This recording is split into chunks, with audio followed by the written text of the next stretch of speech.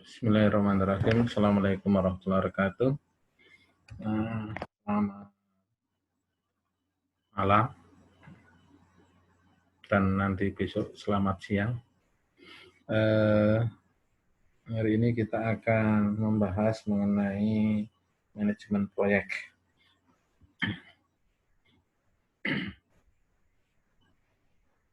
Ya.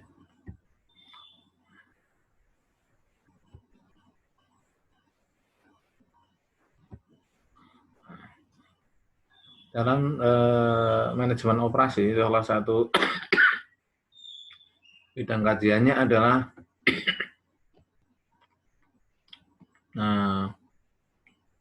melakukan proses perencanaan, pengorganisasian, kemudian pengarahan dan sekaligus pengendalian dalam suatu proyek. Nah, apa itu proyek? Proyek itu adalah sederetan pekerjaan yang berhubungan yang diarahkan menuju suatu hasil yang bersifat besar, membutuhkan sejumlah periode waktu yang signifikan untuk dilaksanakan. Nah, seperti tadi saya sampaikan bahwa dalam manajemen proyek berlaku ada namanya suatu kegiatan perencanaan, pengelolaan, pengarahan sumber daya, dan pengendalian, baik terhadap apa? Terhadap orang, peralatan, material,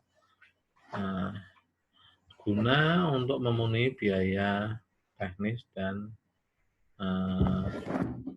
sekaligus juga kendala waktu proses proyek.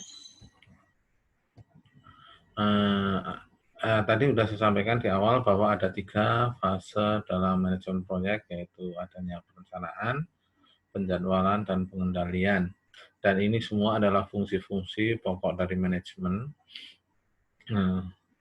Di dalam perencanaan tentunya nanti ada penetapan tujuan, kejelasan proyek dan pengorganisasian tim, sedangkan di penjadwalan itu mengkaitkan antara orang yang terlibat, kemudian modal atau keuangan, kemudian pasokan aktivitas bahan baku maupun sambung menyambung antara aktivitas satu dengan aktivitas lainnya. Kemudian dalam pengendalian adalah pengawasan sumber daya, baik sumber daya manusia maupun sumber daya alam yang dilibatkan. Di situ juga ada pelibatan biaya, kemudian juga ada pelibatan kualitas dan anggaran.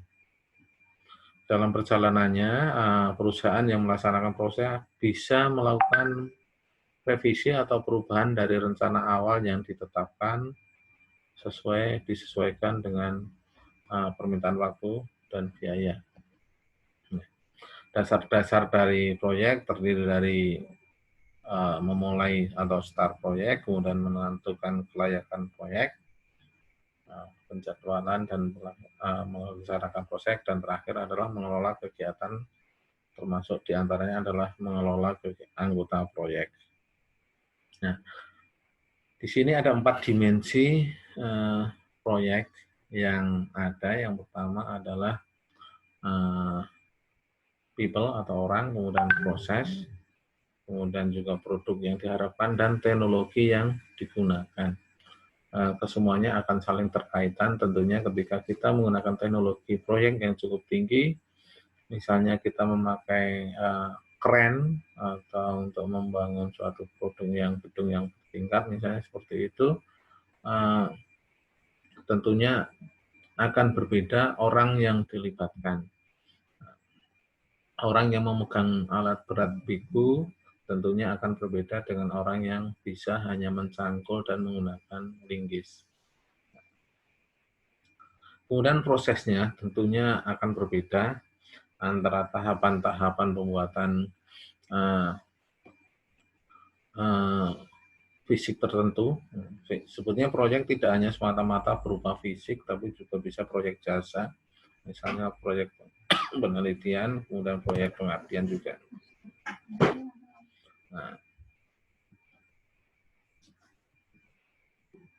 Nah, untuk yang lain silahkan nanti bisa dibaca di file. Nanti sementara saya putus PowerPoint ini, karena nanti akan sambung menyambung agar nanti Anda downloadnya gampang. Agar nanti downloadnya gampang. Nah, saya kira ini untuk slide pertama untuk manajemen operasi. Silahkan dicermati,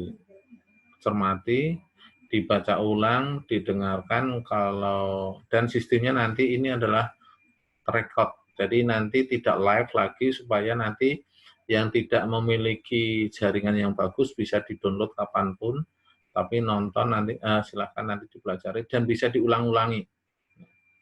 Oke, tutup dulu, nanti kita lanjutkan.